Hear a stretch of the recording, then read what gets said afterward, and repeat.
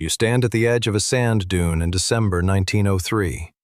The wind bites at your face, cold and relentless.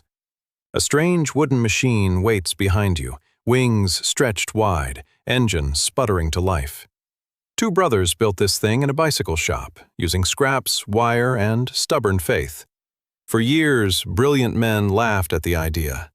Kings funded better engines. Universities dismissed the dream entirely. Yet none of them could keep a flying machine steady for more than a few seconds. Something always sent it crashing into the dirt. Nobody understood why. The answer wasn't hiding in horsepower. It wasn't hiding in bigger wings either. It was something almost invisible, something so simple that everyone before had walked right past it without noticing. Samuel Langley had money, prestige, and the backing of the Smithsonian Institution.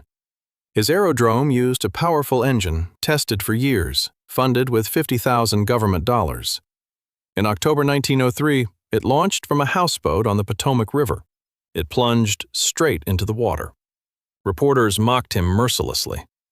Otto Lilienthal, a German engineer, made over 2,000 glider flights in the 1890s. He believed shifting his body weight could steer a glider through the sky. In 1896, a gust flipped his glider midair. He fell, broke his spine, and died the next day.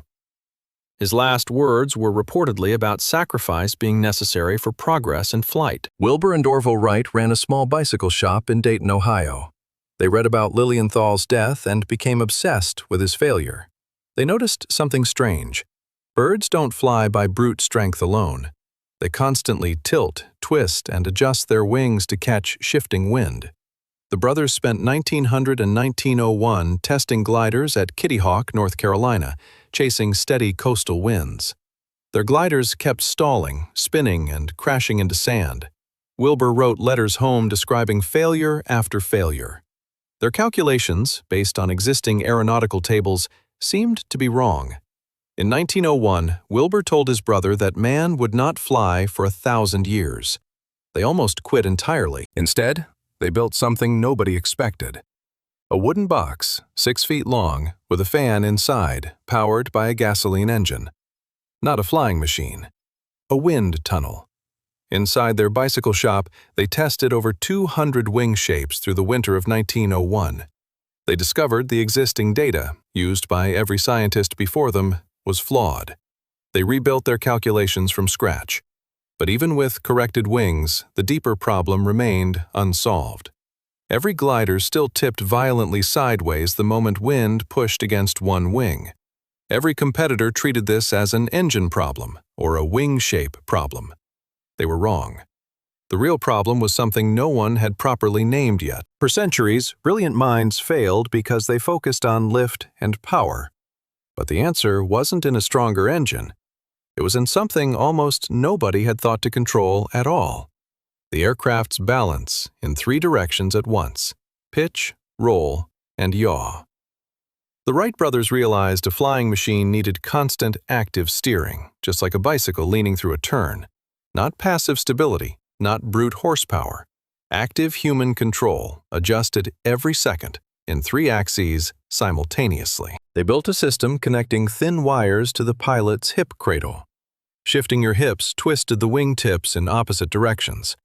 This was wing warping, controlling roll.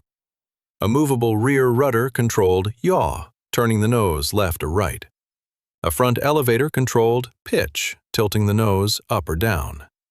3 simple mechanisms working together, controlled entirely by one person lying flat on the lower wing.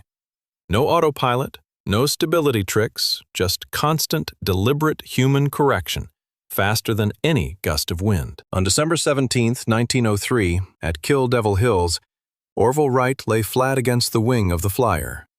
The engine roared. The machine lifted into freezing wind 12 seconds long, 120 feet across cold sand. It wasn't the longest flight in history yet. It was the first controlled one. Wilbur flew the 4th attempt that same day, covering 852 feet in 59 seconds.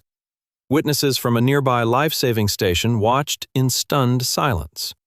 No spectacular crash followed. The machine landed the way it launched, under command. This single insight rewrote everything that came after. Every airplane built since 1903 still uses three-axis control today. Modern ailerons replaced wing warping, but they perform the exact same function, rolling the aircraft left or right. Rudders and elevators remain almost unchanged in purpose. Fighter jets breaking the sound barrier rely on the same three-axis logic invented in a bicycle shop. The Apollo lunar module, guiding astronauts onto the moon in 1969, used pitch, roll, and yaw thrusters based on identical principles.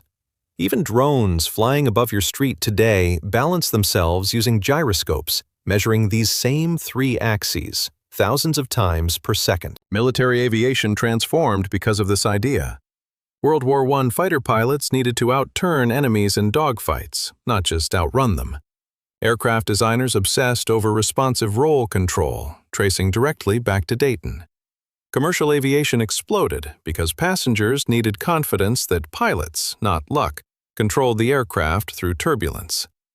Boeing and Airbus engineers still teach pitch, roll, and yaw as the foundational language of flight control, exactly as the Wright brothers first defined it. Even space exploration owes a debt to two bicycle mechanics from Ohio.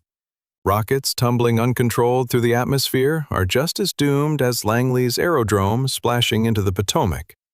NASA engineers designing the Mercury and Gemini capsules studied stability and control using the same three-axis framework.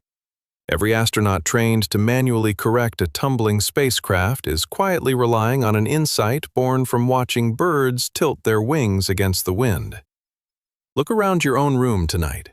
Somewhere near you, a phone, a drone, or a video game controller uses three-axis sensors to understand movement in space. Pitch, roll, and yaw aren't just aviation terms anymore. They're built into machines you touch every single day, often without you ever noticing. The Wright brothers didn't just build a flying machine. They discovered the grammar every future machine would need to move safely through the sky. Two brothers, a bicycle shop, and 12 seconds over cold sand changed how humanity moves through the world forever. Control, not power, was the secret the whole time. Sometimes the answer isn't found by pushing harder. Sometimes it's found by finally learning to balance.